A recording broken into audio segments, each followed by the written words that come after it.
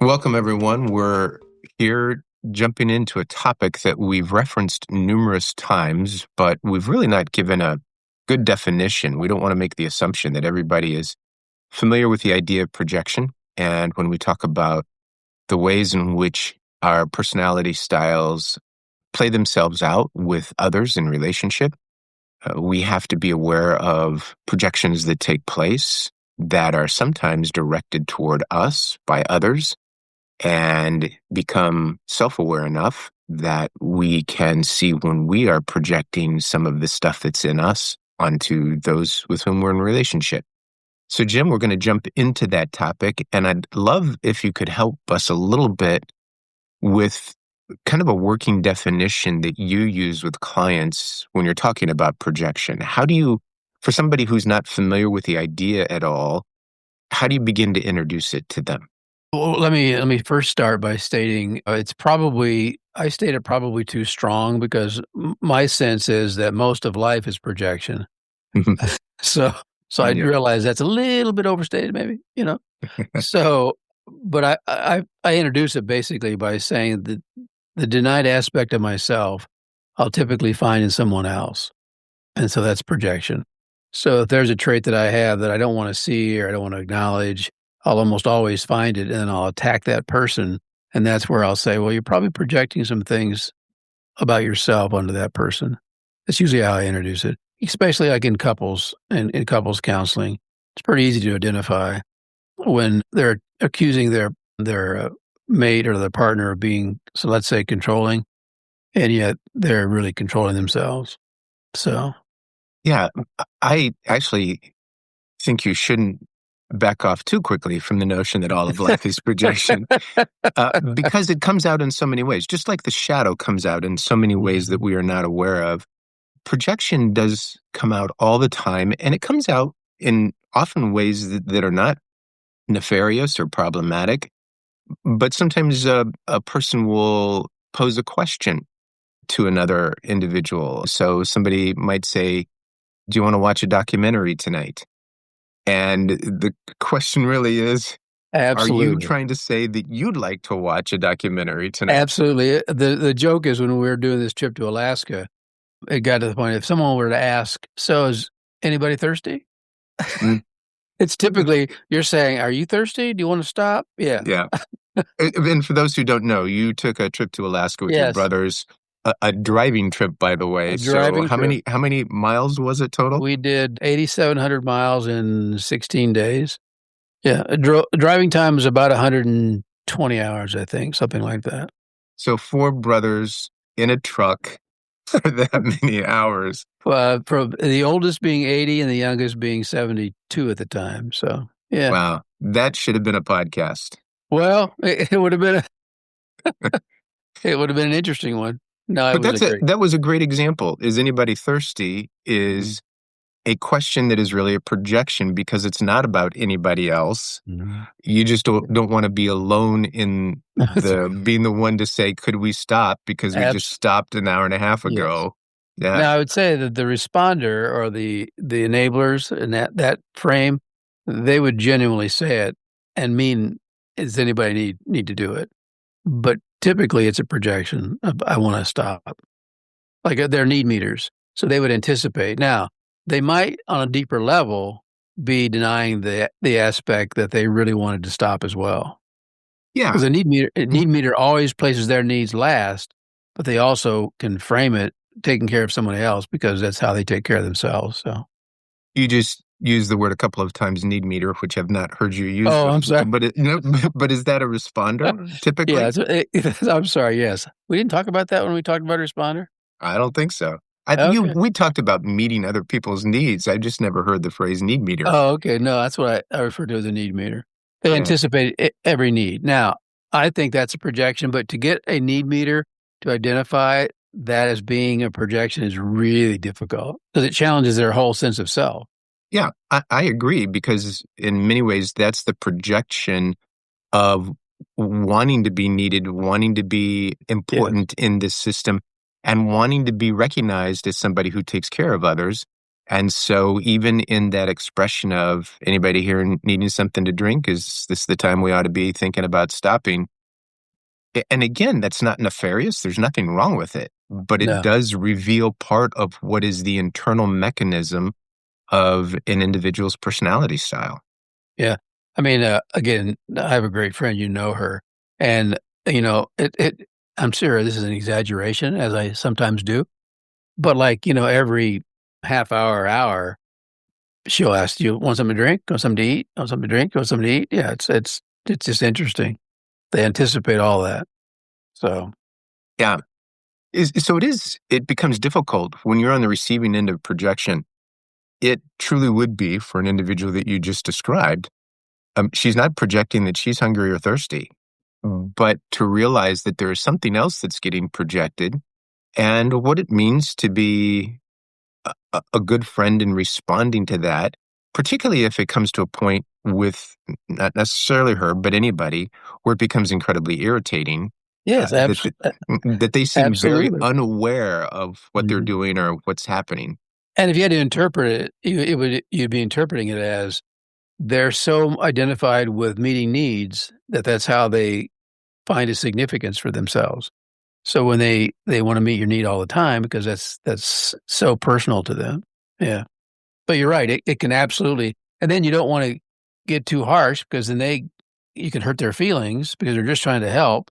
So, yes, that dance of intimacy in some ways is so interesting because the very thing they're trying to do is help, and yet a lot of men or the masculine would simply go, "Oh my word, no. If I'm hungry, I'll come and get something to eat."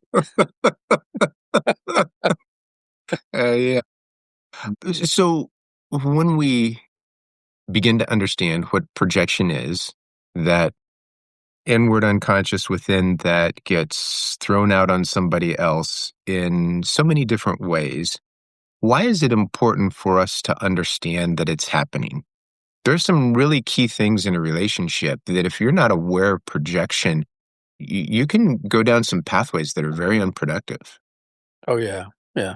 I mean, on this, surface and the deeper level, really understanding the way you project is the really massive doorway to self-awareness. I mean, the more you realize, "Wait a minute, what I really want here?" When you are aware of that projection piece, you just pull the projection back. I mean, that's what I think we may have talked about at one point, but in the dating relationship, you're gonna be something for me that I need. Well, that what I call the disappointment phase where that falls apart, and I realize I projected onto them something that I want them to do for me that I end up ultimately 10 or 15 years into a relationship, I really have to do for myself because it always falls apart. And that's the threatening part of a relationship, whether it's, between 5 and 15 years, where typically I realize they're not who I thought they were gonna be. And again, the pullback of the projection is I'm not who I thought I was either. Ah, yeah, so important. Yeah, absolutely true. And it sounds like a negative term and couples kind of react to it when I use it, but it's the disappointment phase, not only in myself, but in the other person. It's not a negative. It's like, okay, let's regroup here and figure out what we need to do now that we really know who we're married to and who we really are, at least at that point in life. I think that's the value of understanding what projection is. Because if we don't do that, then we just keep fighting crazy battles. We don't even know why we're fighting them because they were supposed to do something for me. I was supposed to do something for them. That was never realistic. But in the dating phase felt so nice because it was being met. I remember working with a couple that was they had actually moved to the conversation about divorce, and as I tried to go back and get to the point where all of this started, this debate, the frustration and anger, both of them honestly came to a spot where it was he asked her to get a glass of orange juice for him, and she said no.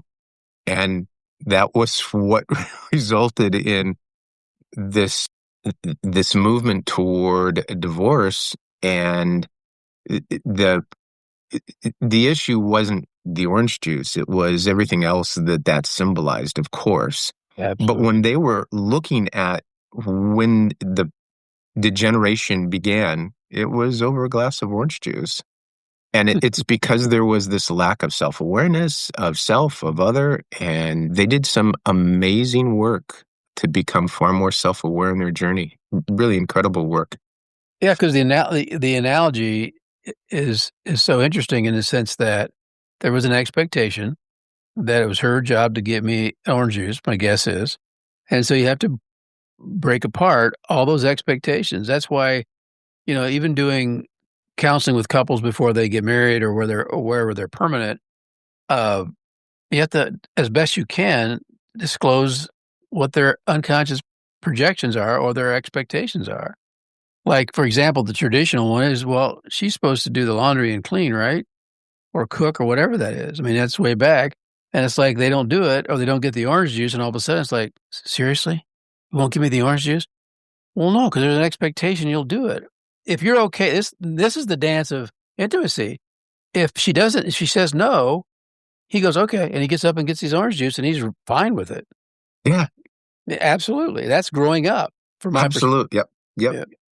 Um, And if you do that, you genuinely get up, and I call it a heart change. If I genuinely get up and get my own orange juice, my partner will see that, and oftentimes they will get it the next time because there's no negative toxicity that's a demand that I have to yeah. do.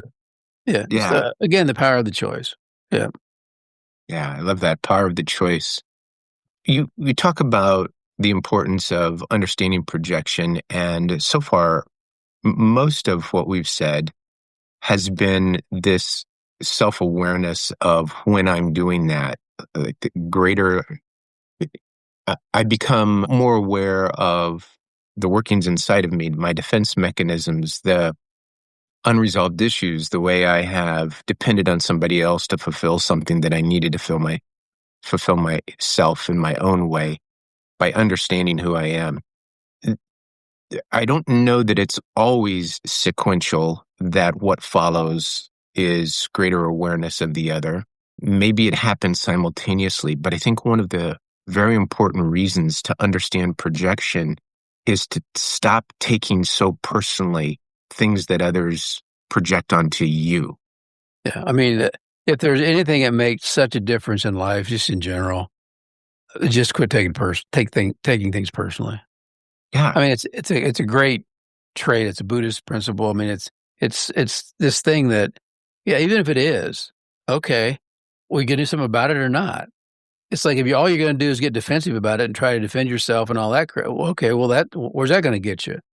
So to realize that any criticism, okay, so the value of taking it personally would be to get to a place where you don't take it personally, but you might get the value of it. There may be some truth in it. yeah. Yeah. I think I don't know when I started doing this, but I've done it for years when there's been some pretty harsh critique about something I've done or said. And inwardly is this voice that says, is there a of truth in there that you need to learn? If so, take it and then let go of everything else. Yeah, again, let's go back to our whole series here. You have a stronger feminine energy. So that's going to be more natural for you to do it.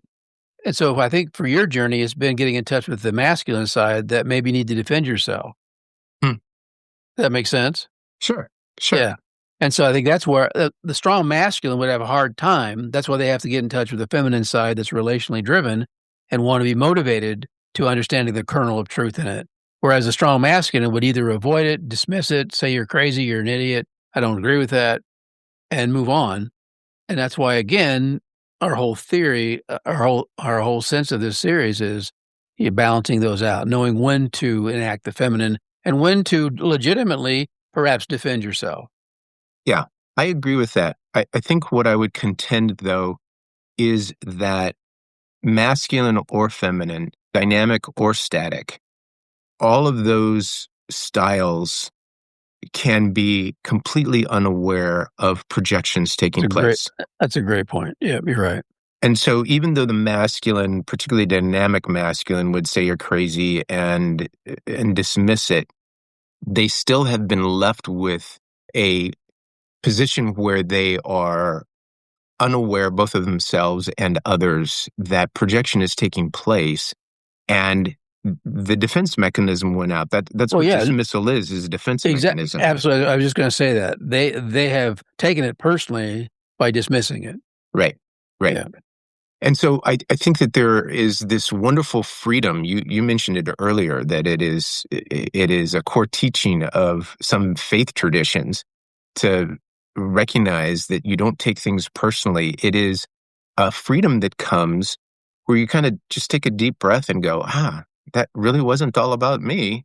That was about Yes, you. and that's what we do. Your one of your questions is about family of origin. We carry projections of parents a lot. Please expand on that And because I so think that's so important. let's say you're raised by parents who haven't been introduced to any kind of psychology of self or self-awareness, and they're just reacting from how they were raised, and so they will project. I mean, the classic thing is sports. Let's say, you have a kid who you didn't you did pretty well in sports, but not great. Well, your kid comes along, he's naturally more gifted. You're gonna live through that kid. And it's a classic thing where they say he's living through his son. So he gets way tied up into it. He's coaching the kid, he's on his back all the time. That's a classic case of projection where the kid then feels pressure to carry that. And I've known cases where the kid will be in a sport, they don't want to play that sport at all. They're playing it because dad loves that sport or mom loved that sport. And so the conversation I have in my office is, okay, what's he really interested in? Well, he wants to play the piano or something like that. I go, okay, does he practice? Yeah, he practices all the time. But he's really good in soccer. What, does he like soccer? Well, yeah, no, he's really good at it. I go, no, does he like soccer? Does he enjoy it? I don't know. I'd never ask him that or whatever, however that conversation goes. That's a classic kind of sports related projection where the kid feels pressure to carry that. But on so many emotional levels, a parent's sad all the time or a parent struggles with depression. A kid will carry that. They'll carry the projection of that parent and they'll become codependent. All those tentacles are all about carrying a family member's projection. Yeah, I think it's sometimes we have a difficult time detangling from family of origin. And I think actually projection is a wonderful doorway to open up for an individual to see how those projections take place, how one particular member of family is the peacemaker and then carries that into adult life, or one particular individual is the one who is always messing up or mistakes in a particular area and they carry that into adulthood. And it's a tape that's actually not true, but it is a tape that brings about outcomes that seem to reinforce those things because you've never challenged the projection of the family onto you. Right. Yeah. And that's another way of looking at it. Some faith systems, like I think Christianity has a strong sense of generational sin, they call it. Mm-hmm. Well, from a psychological perspective, it could be generational projection where the parent hasn't dealt with something and they pass it on down the system in that sense. Another kid will pick up and carry that projection. And a lot of family systems have projections they carry, whether it's of wealth. I mean, there can be all kinds of projections. They seem to always have wealth in it. So the kid carries that projection. It's not always a negative or a positive. It's just a projection. Yeah. And that's Yeah. like people raised in a more of a poverty mindset. They'll carry that projection on. They don't deserve to be wealthy or whatever that is. And the way you break that is to understand, wait a minute, what am I? I don't have to be this. I can be different. So it's that differentiation that's threatening to family systems as well. Yeah. If you break away and go to a different faith system or whatever that you're raised in, it threatens the system as well. Yeah, it's a great point. The faith system itself becomes a projection. Yeah. And until And I have to do it. Yeah. And until you break the projection, the faith system never really is your own. Absolutely true. You have to embrace it. Yeah. And a lot And of people, so, they say, I mean, this was an anecdotal percentage, but back when I studied more of this, it was like 60% of people raised in a faith system will leave that system to go to someplace else. And in my mind, that's a psychological break of the projection. Oftentimes they may throw away their faith altogether, but oftentimes they'll go back and embrace a different faith system. And then sometimes as they understand their own journey, they'll go back and embrace their original faith system because they now own it. Yeah. It's like growing up, Yeah, it's faith individuation is really important. Yeah, Yeah. yeah, that's true. We have talked quite a bit about projection in dating relationships, but it seems real important to just touch base on that again as one of the ways that we find attractiveness is projecting our own lack and finding it on someone else or in someone else and becoming dependent upon that person to supply that part of who we are. Mhm. So, just as a reminder from some of the previous conversations, what are some of the natural attractions that you see often taking place? I certainly can give some personal examples and have in previous episodes, Well, but give us a few. why don't you start?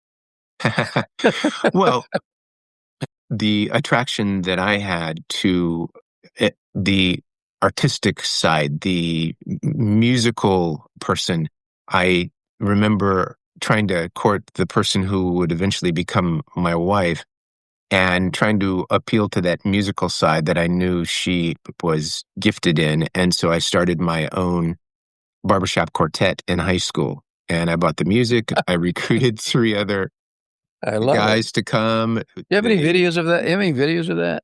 they came to my house to do the first rehearsal, Ah, and the what piano player. how'd your dad react to that? He had to my be like, my dad, "What?" my dad wasn't around for the rehearsal. Oh, I'm not sure. okay.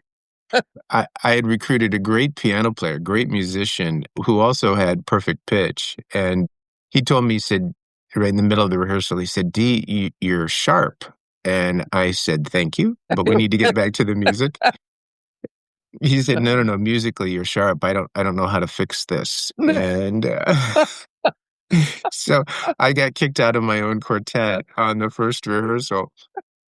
So anyway, that was my pursuit of something that was very different than my own natural tendencies, and included with that musical side was kind of the mystical way of looking at the world through music, through art. And it just was not part of who I was, but it Mhm. was attractive in every way. And it was my projection onto someone else, the part of me that was undeveloped, and leaning into someone else to provide that because I didn't know how to access it. So it wasn't that the projection was a wrong thing, it No, was not at just all. an unconscious thing. Mhm. So, If you were able to interview in depth the people that you're naturally attracted to, you would find a lot of unconscious psychological dynamics about yourself. mm, I mean, the classic one is, I mean, it gets a little bit complicated as far as attraction is concerned, because I do believe you're attracted to the parent you have the most issues with emotionally, mm, but that also can be a projection.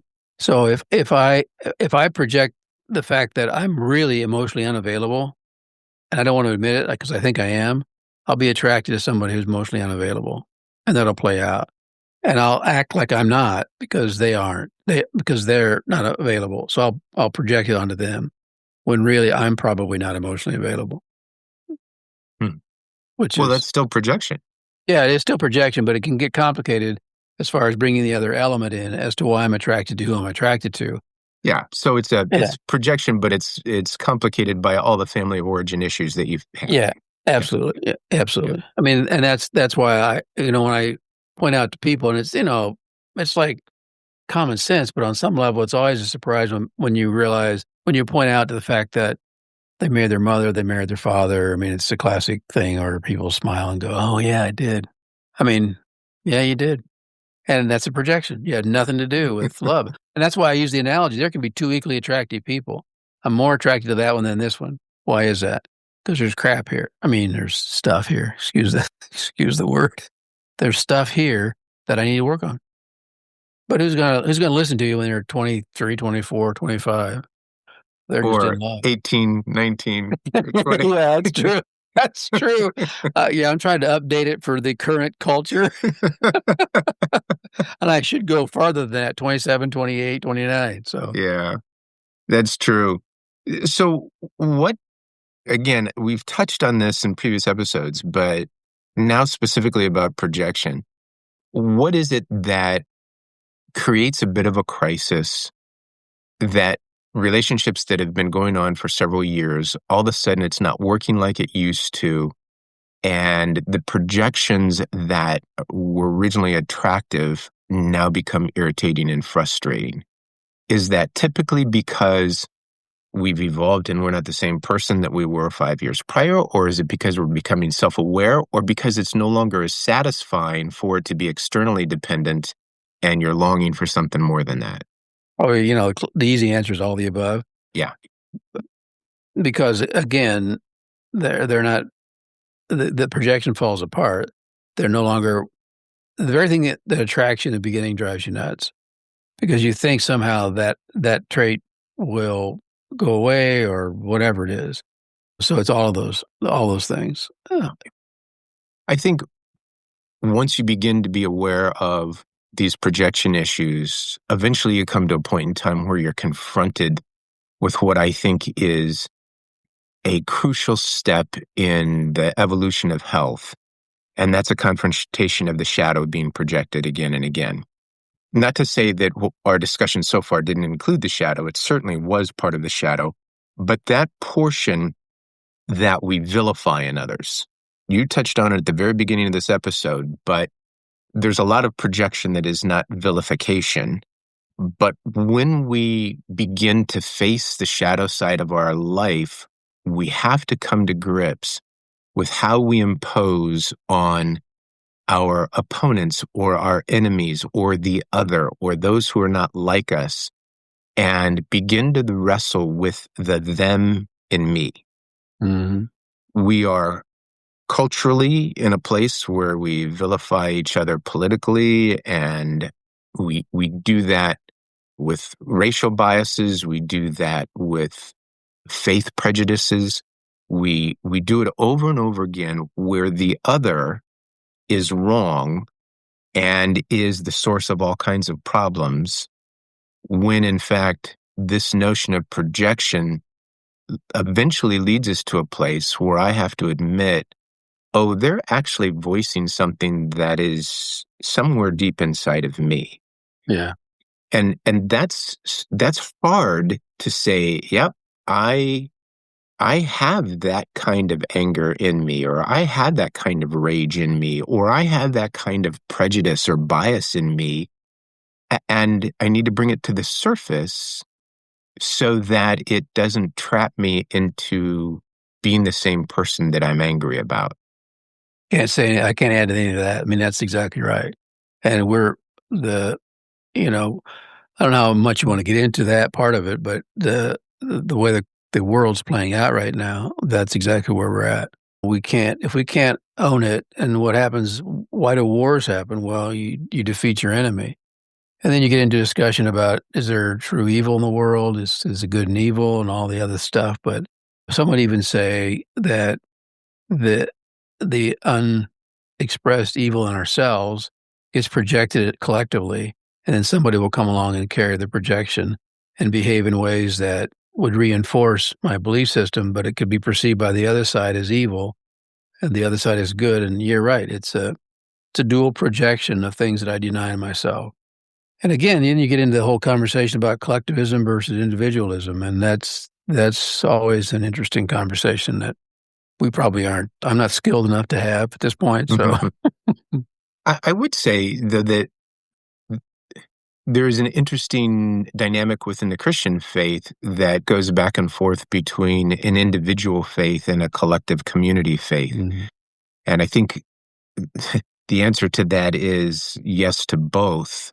Mm-hmm. But I would also say that very often within that particular faith tradition, the collective work is much more palatable than the individual work. Once we've had this faith crisis moment, so often it feels like, oh, and that's done. Now I can move on to influencing the world. When in fact, that's just the beginning of the inward journey to try and discover what there is within me that contributes to the conflict that's taking place. Yeah, for me, my own personal philosophy really is if I've done my individual work, and whether it's Christ consciousness or the divine or however you want to frame it, if I've done my work, this is just my opinion, my journey, then I live my life in a way that attracts, and I don't need to say much. Through my actions, through my interactions, through my treating people with respect as best I can, at the same time taking care of myself emotionally. As I live out the divine nature or the Christ consciousness where love is demanded, but love is complicated. It doesn't mean I'm a pushover. It means I love myself as well as I love others. I live that out. There is no need necessarily at that point to preach the gospel, even though that's a part of it, depending on your developmental levels or where you're at. I think as you grow and mature, you get to a place where you just live out authentically that expression. You don't shy away from expressing it, but you also don't go into every conversation thinking you have to express it. It's just a way of being. I love that. A way of being. I can't imagine a better spot to bring an end to this particular episode. I appreciate it, Jim. It's been, And if you want to edit that last part out, I can understand that. yeah. So I just said it was a great place to end, and you needed to minimize that. I'm not sure why that was true. Well, But because anyway, I'm very aware that we're filled with opinions in the world, and everybody's got one. So mhm, I hold that all sacred in a sacred way that everybody has a view of things. And so absolutely. Jim, cool. thanks. Always great to be with you, my friend. All right, buddy. Yep. Thanks. Well, that's it for this episode of Therapy, Coaching, and Dreams. If you're enjoying the podcast, we'd love for you to share it with someone who might appreciate it as well. And if you are interested in working with either of the co-hosts, you can do so at their respective websites, Dr. Shalley at afccounselors.com or Dr. Kelly at inyourdreams.coach. Thanks for being here. And until next time, keep growing, stay curious, and take good care of yourself. Yeah, no, it's good stuff.